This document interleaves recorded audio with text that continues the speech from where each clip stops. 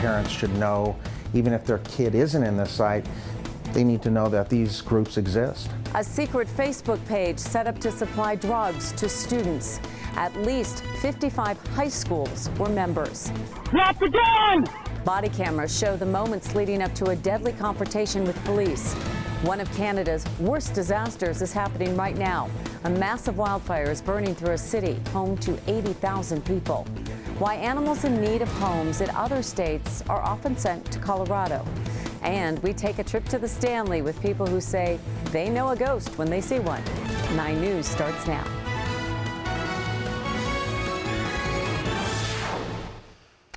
No doubt you have heard the alerts sounding on your phones this afternoon and evening. The search is on for a 7-year-old girl from Colorado Springs. Her name is America Arellano. She was believed to be taken by her mother, Wendy, and another man, Alberto Gonzalez Hernandez.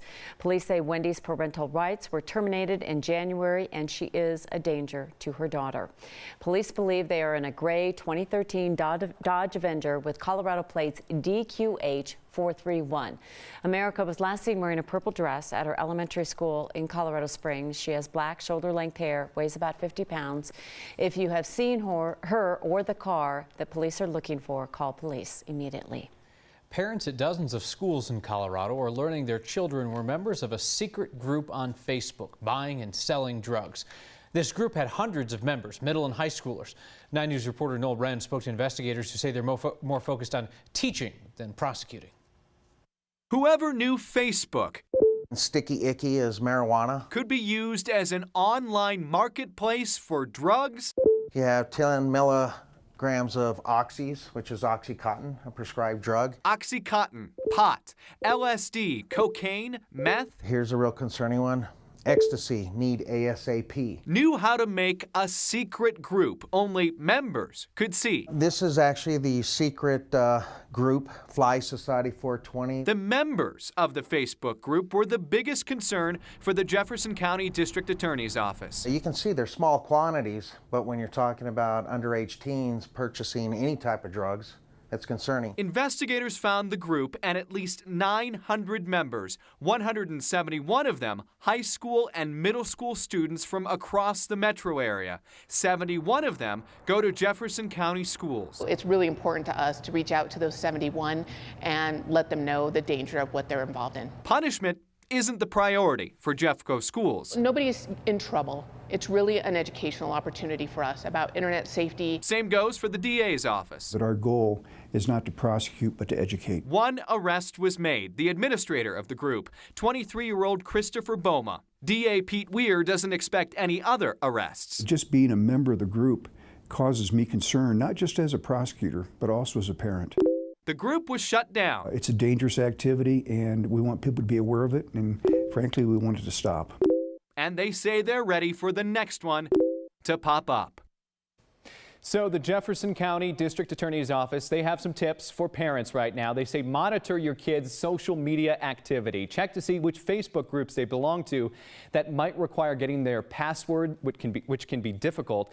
Set up parental controls on your kid's phone if you can too, and have a technology curfew. Make sure all your kids' devices are turned into you at the end of the night. And of course, we'll post these tips on the story on 9news.com. It all begins with a conversation, perhaps an uncomfortable one. It can be uncomfortable. Thank you, Noel. Yep. Pueblo police say the suspect in a drive-by school shooting that injured a teacher this afternoon is dead. Police responded to East High School in Pueblo just after 3 o'clock. They say a man in a van drove by the school as students were being released, shouted the teacher's name, and shot the teacher. Investigators say the teacher is going to be okay. Shortly after the shooting, state troopers found the suspect's vehicle and pulled him over on I-25 just south of Fountain. That's about 30 miles from the school. Troopers say before they were able to make contact, the suspect turned the gun on himself. Police don't know a motive or who the suspect is at this time. Prosecutors have cleared 3 officers in northern Colorado who shot and killed a man in late February. Investigators reviewed police body camera video from that night. We're about to play video from one of those cameras. You will hear shots. We're freezing the video before that armed suspect was shot. Police, drop the gun! Drop the gun! The shooting happened in the early hours of February 25th in Evans. Police had shouted at Luke Miller to drop his weapon several times. Investigators say when he did not, that's when he was shot. On review, prosecutors said police had reason to believe that he was dangerous. Earlier in the night, they say the man had fired a shot at an Evans police officer. No officers were injured. Miller was wanted at the time on felony charges. An autopsy found he was high on meth when he died. A Denver police officer is in jail tonight accused of sexual assault. 31-year-old Davin Monk was arrested last night by people in his own department. DPD says the incident happened late last month when Monk was off duty. Investigators say they learned of the assault Monday after another agency contacted them. They spoke to the victim yesterday and gathered enough information to arrest Monk. Monk joined the department in 2013. He was most recently assigned to work in Northeast Denver. He has a disciplinary record with the department. 4 cases were opened against him last year. 1 is unresolved. He was found to have violated policy in the other 3. The department has suspended him without pay. 9 News is not releasing Monk's photo because of the ongoing investigation. A city in Canada, the size of Loveland, Colorado, is burning. The fire will become one of Canada's largest and most expensive disasters. More than 80,000 people were forced out of the city of Fort McMurray yesterday. That's in tar sands country, a rich oil-producing region. And tonight, flames have been seen destroying sections of the city. As of this afternoon, 25,000 acres had burned, and flames had destroyed 90% of the homes in one neighborhood on the southeast edge of town.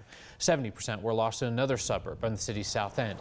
So far, an estimated 1,600 buildings have been burned. Fort McMurray is 270 miles north of Edmonton, well into northern Alberta. The oil sands in that region are the world's 3rd largest oil reserve. The population there has grown dramatically in recent years with increases in oil production. When the evacuation orders were issued yesterday, 80,000 people tried to get on one main highway heading south. As the fire blocked that route, people were forced to head north into the oil fields. Several cell phone videos show people surrounded by walls of flames as they tried to escape. The images bringing back painful memories of our own fire seasons in 2012 and 2013. One main reason for these fires is an unusually early May heat wave. Temperatures hit 90 degrees in Fort McMurray today. It should be about in the upper 50s at this time of the year. The same weather pattern called an Omega block that brought us the blue skies and pleasant weather is sending intense heat into Canada. It was as warm in Fort McMurray today as it was in Las Vegas. And until this system moves, that area of Canada will still have record heat and winds of 20 to 30 miles per hour. The largest plane ever converted to fight fires is coming to Colorado. This global super tanker, as it's called, is a Boeing 747-400. It'll be at the Colorado Springs Airport, a central location where it can be dispatched anywhere in the country.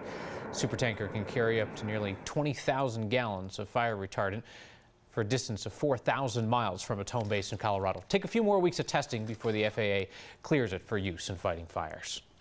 It seems as though every few weeks we bring you a story about a group of rescued animals headed here to Colorado.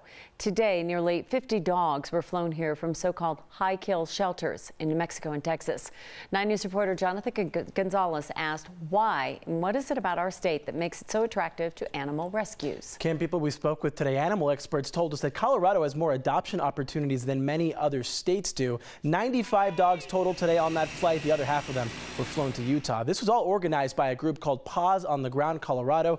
Many of them have already been adopted. That's why the dogs were flown into Centennial Airport today to much applause. Dog is my co-pilot, donates their services. So their run, they didn't charge any of the rescues anything to do this today. They're all through community donations. So why Colorado? Well, the Denver Dumb Friends League says local animal shelters love partnering with other groups out of state to help bring in rescues, and they say Coloradans overall are good about spaying and neutering their pets and microchipping them. But the most obvious reason, they say our state can provide dogs a good life. Yeah, we do live in a very active community and one where people want to be with their pets. We have a lot of different outdoor opportunities, and the community and the environment itself is very supportive of the relationship that adopters have with their pets. One thing the DDFL was concerned about today was the health of the animals. The dogs that came in today were pre-vaccinated. All of them were given a good bill of health by vets before they were moved here, Kim. Yeah, people love their dogs here and love their dog parks and everything else. Absolutely. All right, thank you, Jonathan. A new study finds the 3rd leading cause of death isn't disease or condition, but medical errors. Donald Trump now says he wants to play nice with the woman he calls Crooked Hillary.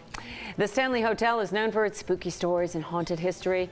We go inside to find out what makes it so infamous. Mild night, beautiful night in Colorado could warm up to the 80s by the end of the work week.